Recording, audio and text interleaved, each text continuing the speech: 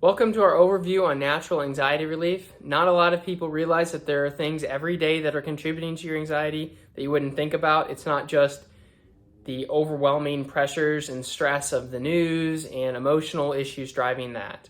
In fact, there are many things that can impact the HPA axis, which we'll talk about a little bit more, that can be driving your anxiety. So looking at what causes anxiety, we kind of have to look at the biochemistry of it. There's a science behind it, and there's a reason why you feel anxious at the times that you do feel anxious. So of the neurotransmitters, GABA is actually more straightforward than the others. A GABA deficiency will cause anxiety. GABA is an inhibitory neurotransmitter, meaning it quiets or calms the brain. It is made from an excitatory neurotransmitter, glutamate. So you can imagine that if you weren't converting all of that glutamate into GABA, you'd have too much of this excitation and not enough of this inhibition.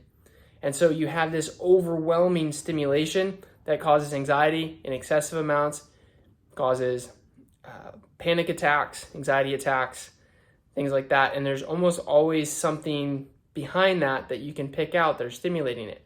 It's not always one thing, but it's an accumulation of things. Like I said, it's not just the emotional thing. 9 times out of 10, there's almost always something else contributing to it. So how do we address this? Well, you look at the conversion of glutamate to GABA, and if you have too much of the glutamate and not enough of the GABA, well, it's got to be something not converting it. Well, what are those things? Like I said, it's one of the more straightforward biochemistry pathways. It's only magnesium, zinc, and B6. They're the cofactors that involve in that, which is why when people take Calm supplement, which is primarily just magnesium citrate carbonate blend, they feel more calm. They take it before they go to bed. It calms the racing thoughts. They can fall asleep better. Magnesium of the three is more common. There are reasons why you'd be more deficient on zinc and B6 that we can talk about some other time, but for now, of the three, yes, magnesium is more common. It's poorly absorbed, only 50% in its best form citrate. There's a lot of detail there we can get into, but we'll try and keep it simple. Magnesium, zinc, B6.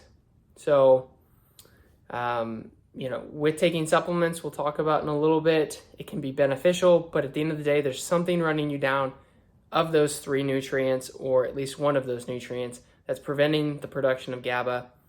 From a holistic standpoint, you're looking at those nutrient drains. From a medical standpoint, well, if the solution or the problem is that you don't have enough GABA, well, why don't we work on those GABA receptors?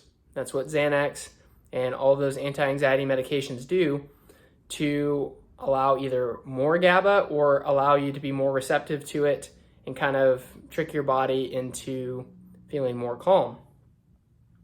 Again, not addressing the root issue. So what are the cofactor drains? What are the things that run you down on magnesium, zinc, and B6?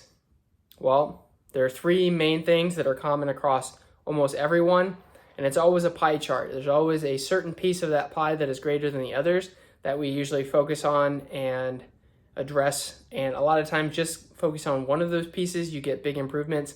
Focusing on all three for the purpose of this webinar, because I don't know your situation. So, number 1, inflammation. Number 2, blood sugar. Most of the time, it's a low blood sugar issue, 99% of the time probably. Stress hormone issues, that would be the case of like an emotional stress, something acutely going on or even chronically that could be contributing to excessive amounts of cortisol, epinephrine, or norepinephrine, those stress hormones that then have to be detoxed by the liver. In the same regard, it doesn't have to be stress hormones, because those same pathways that break down stress hormones, like cortisol, are also involved in breaking things down like estrogen, sex hormones. So people that have PMS get this influx of estrogen right before they start, and then your liver has to deal with that. So it starts breaking down the excess, and it starts running down on magnesium, zinc, B6, which not only are required to make GABA, but also required the very last step to make serotonin and dopamine. So people get irritable right before they're about to start. PMS is driven by an inability to keep up with that demand. Your body's going to choose, am I going to break down stress hormones and handle this influx of estrogen, which in excess is a problem. So it's going to choose breaking down those hormones over making you feel good, not anxious, not irritable. For the most part, addressing those things, some of these 3 will actually help with an estrogen dominance issue, which is for a whole nother webinar. So again, with the supplements, the priority is to address nutrient drains. So what are the lifestyle things that are contributing to the fact that you have the deficiency? It's great, we can take magnesium, zinc, B6, feel better, but it's still a priority to address what's running you down on those things to begin with. So the goal of supplementation is to temporarily assist in the removal of a nutrient drain or in the reduction of the associated symptoms. All right, talking about number 1, inflammation. Inflammation is generated by the immune system. It is a natural part of regeneration, but left uncontrolled will drive degeneration. This will deplete vitamins and minerals and macronutrients over time, causing deeper deficiencies, the nutrient drain, which is, in this case, magnesium, zinc, B6. At least for the purpose of this, is most common. So in order to reduce inflammation, we need to reduce what's triggering inflammation. Now, of the 3 primary things we're talking about here, it is the most difficult to find because your immune system can react to anything, any protein specifically. So what we're going to do is focus on the most common triggers of inflammation: gluten, dairy, and sugar. If you cut those out, you're going to be doing yourself a big favor and reducing your total inflammatory load for sure.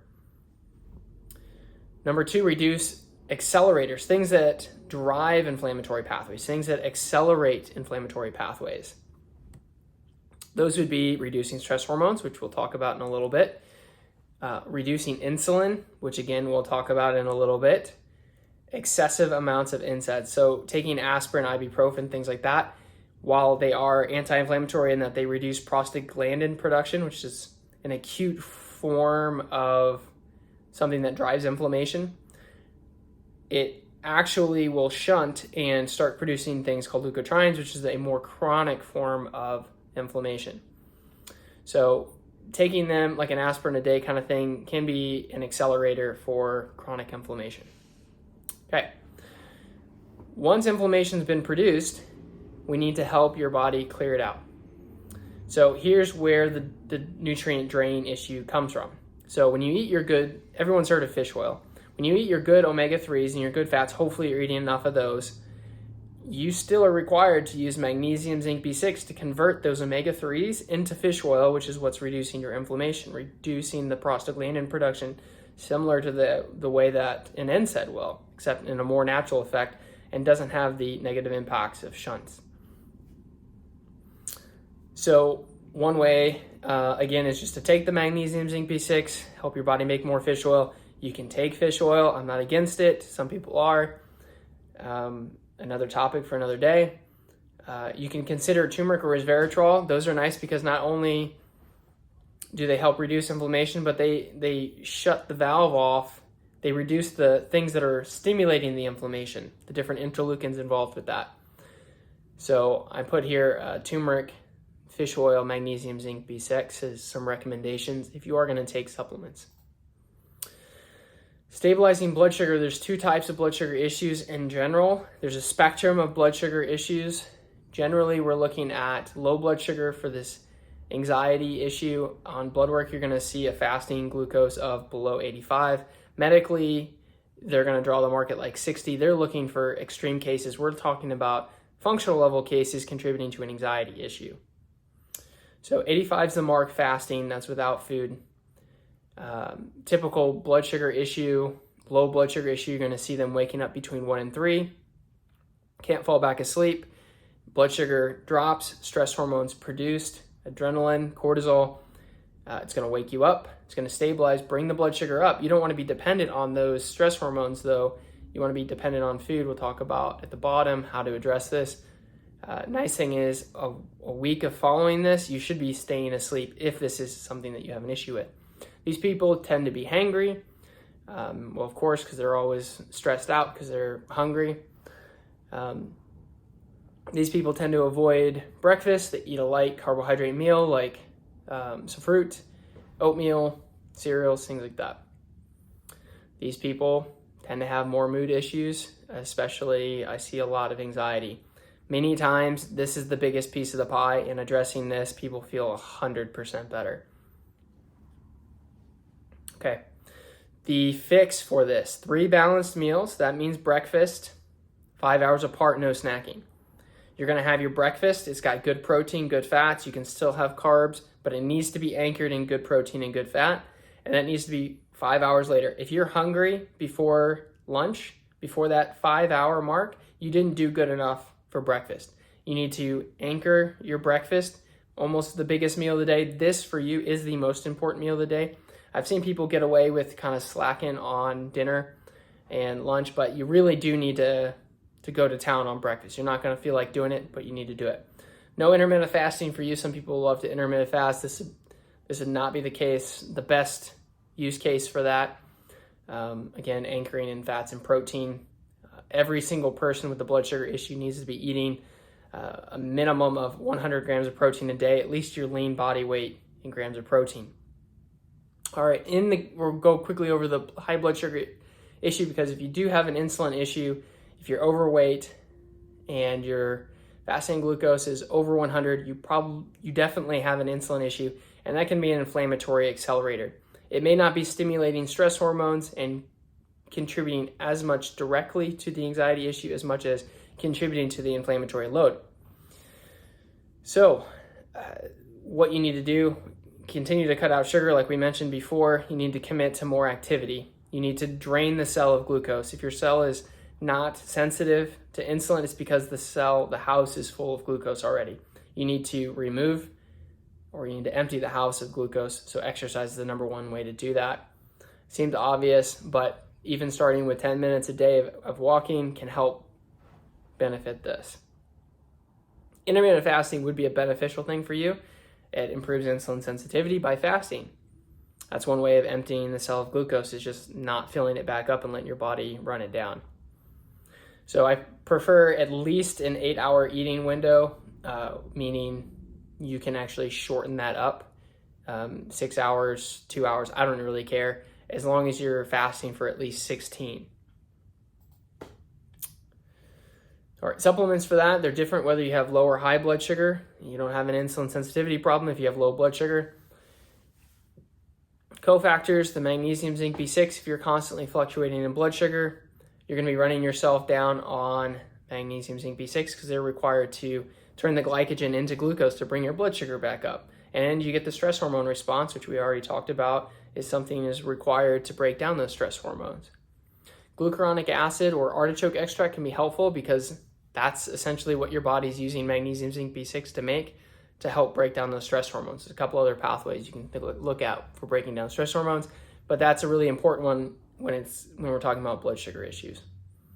High blood sugar, you're looking at supplements that can help improve insulin sensitivity and then help reduce inflammation subsequently. Chromium, lipoic acid, and berberine. I recommend berberine because it also has a pretty good effect on interleukin 6, which again is a way of reducing inflammation simultaneously and addressing the insulin issue at the same time. So a 2-for-1 deal. All right, stress hormones. Well, stress hormones are called such because they increase due to a stress response. This can be from emotional, chemical, or physical. An example of emotional would be COVID. It would be your boss. It would be your family. It'd be some sort of emotional stress. Everybody kind of knows what that is. In response to that, you're going to get a stress hormone response. You're going to run down on magnesium, zinc, B6. You're going to feel anxious. Chemical examples of that would be low blood sugar drops, stress hormones come up, and then the cofactors get run down, you get anxious. Same thing with inflammation we talked about. Pain, I stub my toe, stress hormones are going to go up, magnesium, zinc, B6 are going to go down, you're going to feel anxious. I think we get the point on that one. We talked about the magnesium, or the blood sugar, inflammation, the emotional component. You can look into heart math, feelings of appreciation, counseling, things like that. to address it. A lot of times, I'm a big metabolic guy, so when we address these metabolic issues, the emotional component is a lot easier to tolerate. It's a lot easier to tolerate emotional stress when you're not anxious.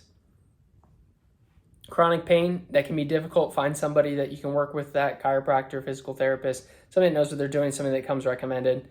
That's important for obvious reasons. Oh, I put down here ashwagandha. The nice thing about ashwagandha is that it is a adaptogen. So maybe you've heard of adaptogens. Adaptogens, whether you're producing excessive amounts of stress hormones or you're not producing enough, people have fatigue in the morning, aren't producing enough stress hormones. Ashwagandha will help bring those stress hormones up when they should be up. It brings you closer to equilibrium. So if you're already at equilibrium and you don't have any fatigue in the morning, there's no reason to take an adaptogen. If you're having trouble at night falling asleep and you have excessive stress hormones or you're off balance, you're producing too much, adaptogens help calm down. So it can help you sleep, it can help you stay asleep. Again, it's something to be used as a tool while you're trying to correct these issues. Some people take them forever. I'm not really a proponent of taking any supplement forever unless you are stuck in a sales job or something where you're constantly under stress and your body just needs help. So that is ashwagandha. So number 4, I mentioned dysbiosis because sometimes you run into people who have the perfect diet, they're doing everything right, and yet they have all these gut issues. And while anxiety can contribute to a gut issue, because when you're constantly stressed and you have stress hormones pooling up, you have IBS, you have all of these other issues that are being exacerbated, many times you have the symptoms, the bloating, diarrhea, constipation, gas, indigestion, reflux, nausea. And a lot of that's driven by, most commonly, an overgrowth of either bacteria or fungus, not a probiotic deficiency.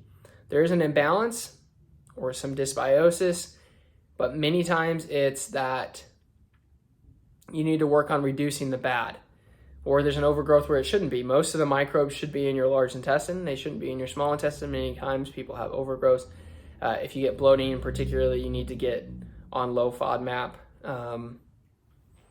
You can Google that. There are plenty of resources for that, in addition to removing the sugar, dairy, and gluten.